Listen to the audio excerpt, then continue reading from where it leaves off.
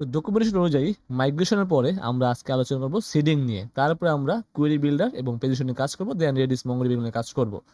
তো আজকে হচ্ছে আমরা আলোচনা করব সিডিং নিয়ে এবং ফ্যাক্টরি নিয়ে আর কি। সো ফ্যাক্টরিটা দেখাতে গেলে আবার একটু মডেল নিয়ে কাজ করতে হবে। তো আমি জানি যে আপনি এখন পর্যন্ত জানেন না মডেল কি। যখন ইলোকুয়েন্ট ওআরএম শিখবো তখন মডেল জানবেন, বাট আমি আজকে জাস্ট দেখাবো যে মডেল জাস্ট ইউজ করতে হয় কীভাবে, এতটুকুই ধরে নেব। যতটুকু শিখাবো ততটুকু ধরে নেবেন আর কি। বাকিটা যখন ইলোকুয়েন্ট ওআরএম নিয়ে কাজ করবো তখন মডেল নিয়ে সম্পর্ক বিশদভাবে জানবেন। প্রথমত লারাভেলের অ্যাকচুয়ালি সিডারটা কি, এখানে সিডিংটা কি। লারাভেল সিডারটা অ্যাকচুয়ালি এখানে একটা ক্লাস, যেটার মাধ্যমে আমরা কি করি, ডাটাবেজে আমরা যে টেবিল থাকে সেই টেবিলগুলোতে অটোমেটিক ওয়েতে ডেটা ইনসার্ট করতে পারি। সেক্ষেত্রে আমাদের ডাটাবেজ যে স্ট্রাকচার সেখানে আমার কোনো ইফেক্ট পড়ে না। আমরা লাইক ড্যামি ডাটা ইউজ করতে পারি। আমরা আগে কি করতাম অ্যাকচুয়ালি, যখন আমরা প্রজেক্ট করতাম, ধরেন আমরা আগে যখন র পিএইচপিতে কাজ করতাম, আমরা আমাদের প্রজেক্টে ডাটাবেস ক্রিয়েট করতাম, টেবিল ক্রিয়েট করতাম। আমার টেস্ট করার জন্য আমার কিছু ডাটা লাগতো। তার জন্য আমরা পিএইচপি মাই অ্যাডমিনে ঢুকে আমাদের লাইক, যদি আমরা পিএইচপি মাই অ্যাডমিনে যাই এবং আমাদের ডাটাবেসটার নাম দিয়েছিলাম টিউটোরিয়াল, এখানে আসার পরে আমরা দেখবো সফটস নামে একটা টেবিল আছে, সেখানে কোনো ডেটা নাই অ্যাকচুয়ালি। তো আমি যখন ডেটা লাগবে বা টেস্ট করতাম তখন কী করতাম, আগে আমরা এখানে ম্যানুয়ালি ইনসার্টে গিয়ে ডেটা ইনসার্ট করতাম, তাই না? লাইক আপনার ই কমার্স ওয়েবসাইট, আপনার প্রোডাক্ট আছে, অর্ডার আছে, টেবিল আছে। এখন এই টেবিলগুলোতে ডেটা লাগবে, সেক্ষেত্রে আপনি আগে যেটা করতেন, এখানে পিএইচপি অ্যাডমিনে আসতেন, এখানে ডেটাগুলো ম্যানুয়ালি ইনসার্ট করতেন, যেটা খুবই প্যারাদায়ক সময় সাপেক্ষ ব্যাপার। লারাভেল আমাদের একটা ফিচার দেয়, সেটা হচ্ছে সিডিং অ্যান্ড ফ্যাক্টরি। সিডারের মাধ্যমে আমরা যেটা করতে পারি, আমাদের স্কিমা আছে, সেই স্কিমা ডিজাইন অনুযায়ী কী কী টেবিলের কী কী ফিল্ড আছে, সেই ফিল্ডে আমরা আমাদের ইচ্ছা অনুযায়ী ড্যামি ডাটা মানে ফেক ডাটা আমরা ইনসার্ট করতে পারি অসংখ্য টাইম, যতগুলো আমাদের প্রয়োজন। তাতে কি হয়, আপনার টেস্টিংটা প্রপার হয় এবং আপনার সময়টা অনেক বেশি বেঁচে যায়। তো চলুন সেটা আমরা শুরু করি। তাহলে আপনি জানলেন যে লারাভেলের সিডিং বিষয়টা কী। এখন কোনো একটা সিডার তৈরি করার জন্য আপনাকে লারাভেলে একটা কমান্ড দিয়েছে, like PHP artisan make seeder, তুমি একটা সিডার তৈরি করো, তারপরে স্পেস দিয়ে সেই সিডারের নামটা দিতে হবে। এখন সবসময় মনে রাখবেন, আপনি নামটা মিনিংফুল রাখবেন। লাইক শপ, আমার টেবিলের নাম হচ্ছে শপস, দেন আমি এখানে নাম লিখবো শপ সিডার। আমার টেবিলের নাম কাস্টমার্স, সো আমি এখানে নাম দিব কাস্টমার সিডার। সো এটা মিনিংফুল নাম রাখতে হবে। তো চলুন আমরা শুরু করি। যেহেতু আমার এখানে একটা টেবিল আমি অলরেডি বিল্ড করেছি এখানে শপস নামে, তার মধ্যে আমি আমার 1 2 3 4 5 6টা ফিল্ড মানে কলাম আমি এখানে অ্যাড করেছি, এবং এটা তো বাই ডিফল্ট লারাভেল দেয়, এবং এটার জন্য 2টা ফিল্ড লারাভেল দেয়। সো এটা আমাদের লাগবে না, আমাদের হচ্ছে এই 6টা লাগবে, যেটা আমি ম্যানুয়ালি আগে আমি বিল্ড করেছি এবং পরবর্তী মাইগ্রেট চালিয়েছি। তো এখন আমরা যেটা করব সেটা হচ্ছে, এই টেবিলে ডাটা ইনসার্ট করার জন্য আমার একটা সিডার বানাতে হবে, যার জন্য আমি একটা কমান্ড লিখবো পিএইচপি আর্টিসান মেক সিডার। এবং আমার যেহেতু শপস টেবিল, আমি লিখব লাইক শপ সিডার। নেমিং কনভেনশনটা এরকম রাখার চেষ্টা করবেন। তো আপনার ওয়ার্ডের ফার্স্ট লেটারটা বড় হাতে দেওয়ার চেষ্টা করবেন। তো যখন আমি এন্টার প্রেস করলাম, সে আমাকে বললো তোমার সিডার ডাটাবেজের মধ্যে সিডার্স ফোল্ডারের মধ্যে সব সিডার ডট পিএইচপি একটা ক্লাস ফাইল তৈরি হয়েছে।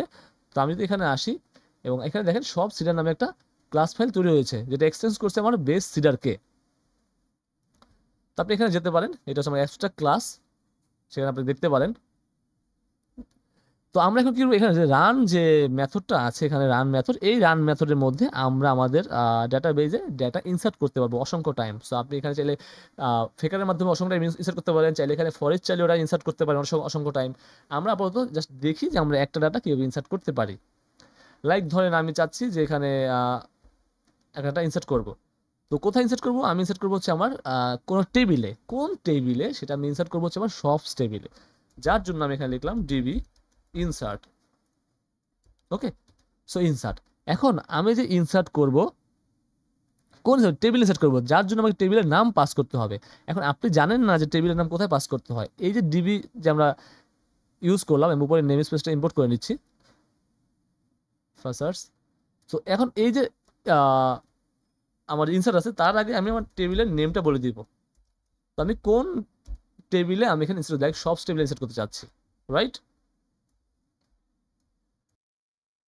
দেন হচ্ছে এখানে আমি আমার ডাটা ইনসার্ট করবো ইনসার্ট অ্যারের মধ্যে, right?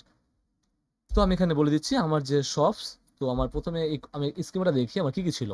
Shop name, shop number, shop address, shop phone, shop email, tin number.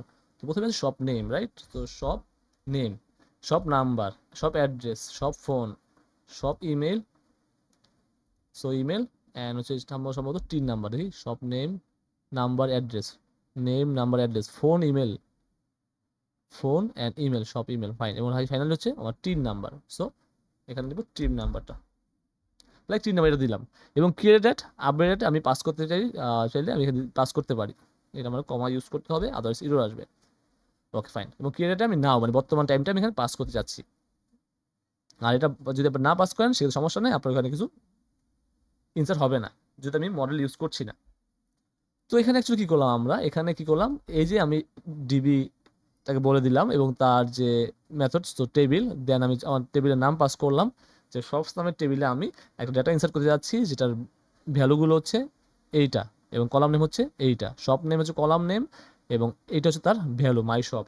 Shop number like 1, shop অ্যাড্রেসটা আমি বলে দিলাম, শপ ফোন নাম্বার বলে দিলাম, ইমেল বলে দিলাম, টিন নাম্বার বলে দিলাম, এবং ক্লিয়ার বলে দিলাম।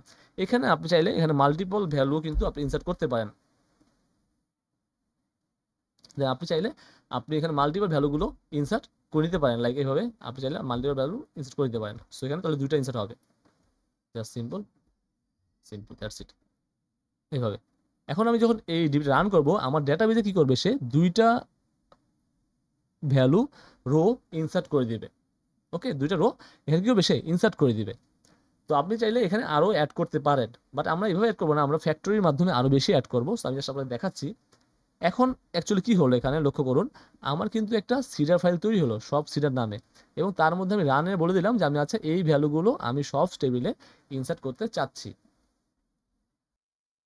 এখন যদি আমি রান করি, লাইক আমি এখানে আসলাম, আমি লিখলাম PHP artisan, so DB seed dash dash, আর বলতে হবে আমার ক্লাস কোনটা আমি এখানে ই করতেছি চাচ্ছি,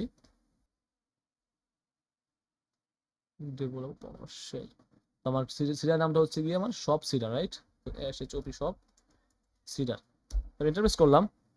তো দেখেন সিডিং ডেটাবেজ। তো আমি এখন এখানে আসি, লক্ষ্য করি, দেখেন আমার কিন্তু এখানে ডেটা ইনসার্ট হয়ে গেছে। তো আমরা চাইলে এখানে ফ্যাক্টরির মাধ্যমে ডাটা ইনসার্ট করতে পারি। এখন কথা হচ্ছে এখানে আমার তাহলে দুটো ডাটা দিলাম, বাট একটা ডাটা এখানে ইনসার্ট হলো কেন, আমাদের দুটো ইনসার্ট হওয়ার কথা। এখানে একটা মিস্টেক হয়েছে, যার জন্য এখানে ইনসার্ট হয় নাই। সো আমি পুরোটাকে আমি একটা এর মধ্যে নেই। সো ওকে,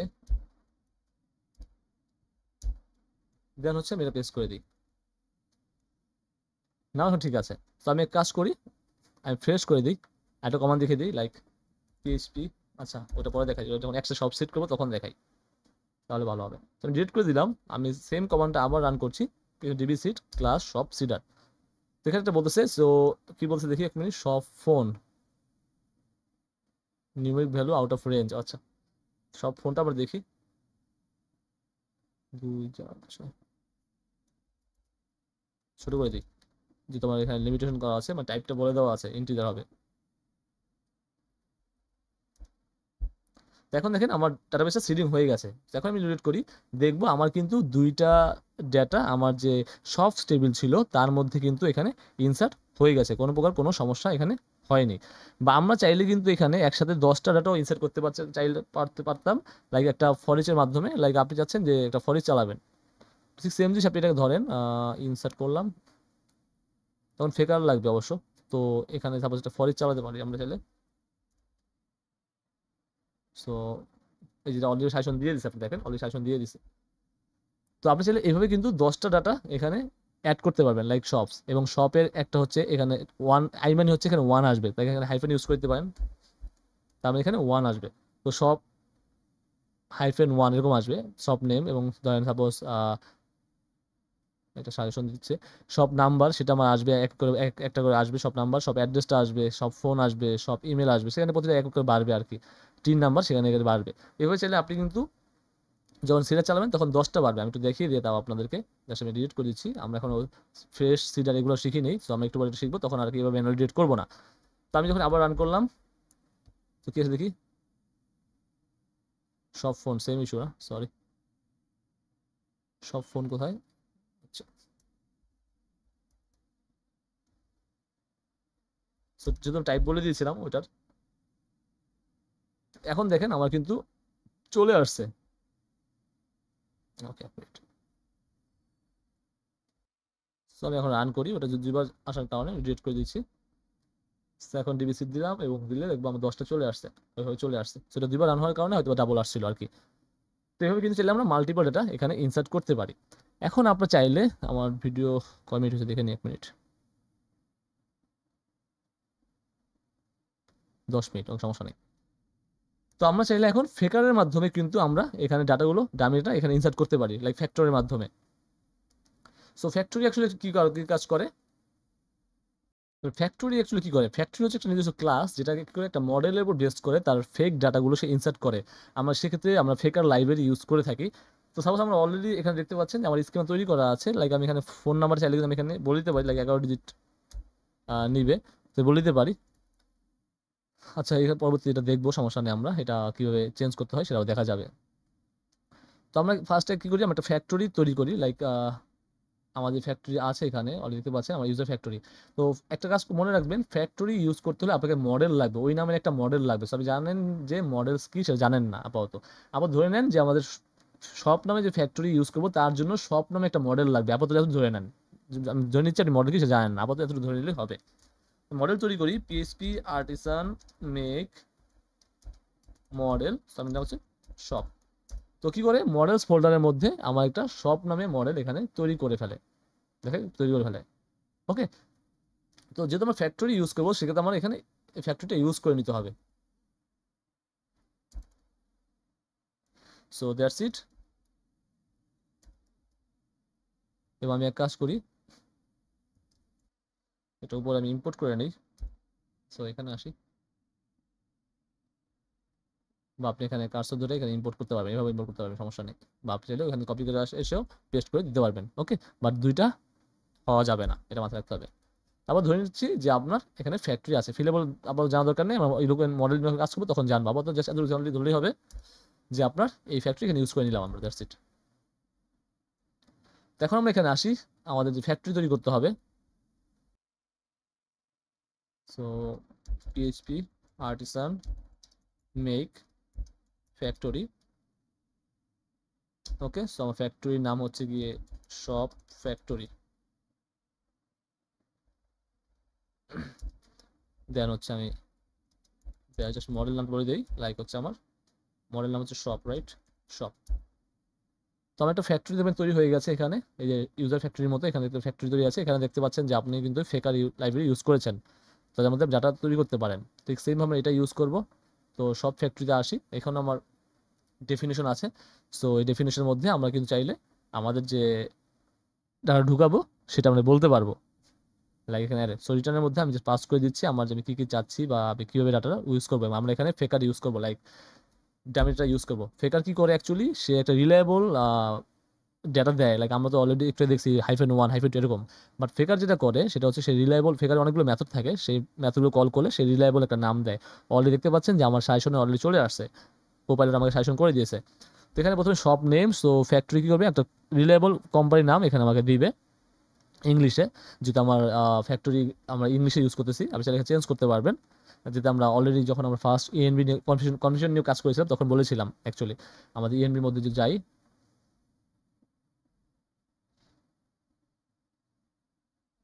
সো এখানে থাকবে এই যে ফেকার কল লোকাল ইংলিশ ইউএস।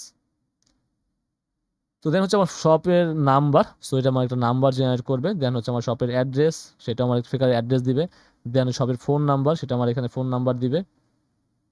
দেন শপের হচ্ছে ইমেল, সো সেফ ইমেল দিবে ইউনিক, সেটা সমস্যা নেই, এবং টিন নাম্বার দিবে এবং আমাকে একটা ক্রিয়েট আপডেট দিয়ে দিবে। সো এটা অটোমেটিক ওখানে হয়ে যাবে, যেহেতু মডেল ইউজ করতেছি সেটা অটোমেটিক ওখানে হয়ে যাবে, এটা আমার কিছু করতে হবে না। আমি একটা কাজ করি, আমার এখানে শপের ফোন নাম্বার আছে, এটা আমি একটা লেন্থ বলে দিই, লাইক আমি এখানে লেন্থটা 11 ডিজিট বলে দিই, তাহলে আর ইস্যু হবে না, যেহেতু আমি একটা ইস্যু বারবার ফেস করতেছিলাম একটু আগে। তো আমি আগেরটা ডিলিট করে দিচ্ছি, দ্যাটস ইট।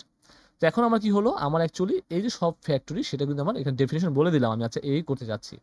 তো এটা বলার পরে আমাকে যেতে হবে কোথায়, আমাকে যেতে হবে সব সিডারে।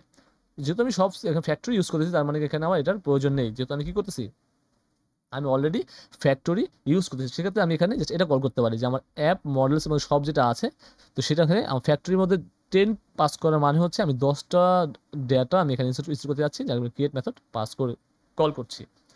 তার মানে এই ফ্যাক্টরির মাধ্যমে আমি 10টা ডেটা কি করব, আমি এখানে ইনসার্ট করব।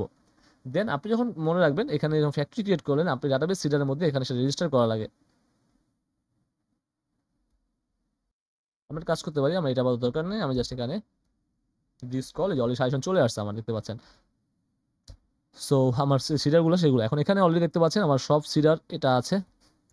আমার ইউজার সিডার এটা আবার দরকার নেই, এটা যেহেতু আমি বানাই নাই, যে আগে ছিল সেটা বাদ দিয়ে দিচ্ছি আপাতত, এটা রাখতেছি সব সিডারটা। ওকে, তার মানে এখন আমি যখন সিডার করব তখন ও কি করবে, ও অ্যাকচুয়ালি হচ্ছে আমার যে ফ্যাক্টরি আছে এখানে আসবে, সব ফ্যাক্টরি এখানে এসে দেখবে যে আমার যে কি ডেফিনেশন বলা আছে, আমি কি কি তৈরি করতে যাচ্ছি, এবং যখন সব সিডার আসবে ও দেখবে যে আমি বাই ডিফল্ট এখানে রান মেথডে ফ্যাক্টরিকে কল করেছি, মানে আমার কোন ফ্যাক্টরি, সব ফ্যাক্টরিকে কল করেছি।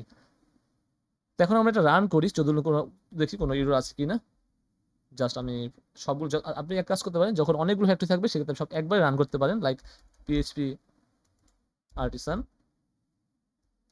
আমি এক কাজ করি, মাইগ্রেট ফ্রেশ করে একদম সিট করে ফেলি। So migrate fresh and that just seed, দেখি কোনো ইউরো আসে কিনা। ওকে, এখানে অলরেডি ইউরো আসছি, যে দেখলাম যে can be only auto column must be definition কি।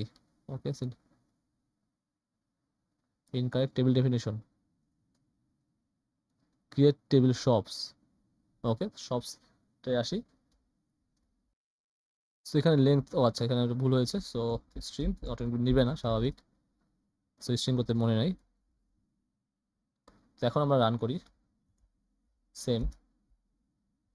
এখানে দেখি আরেকটা ইস্যু আসছে, সেটা হচ্ছে ডাটা টু লং, সব ফোন নাম্বার। আচ্ছা, এটা ফোন নাম্বারটা লং আসছে। আচ্ছা, এটা একটা 20 করে দিই।